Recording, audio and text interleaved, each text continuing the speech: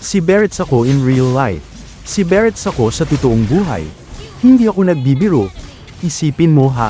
Early game. Maliit. Mabagal. Binubuli ng lahat. Gusto mo lang mag-farm ng tahimik. Kagaya kahapon. Nagising ako. Tamad na tamad ako. Ayoko makipag-usap. Gusto ko lang kumain.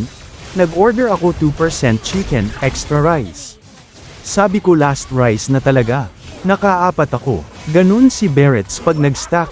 Pag nagsimula ng kamay, hindi natitigil. Tignan mo ngayon. Level 6, 10 stacks. Ang laki ko na. Ganyan din ako pag busog. Walang makakapigil sakin. Tatakbuhin ko lang mid tapos kakainin ko marksman nila. Hindi ako nagja-jungle. Nagmumukbang ako. Kung gutuman ka 24/7, Barretts main ka. Comment mo gutom, kung relate ka.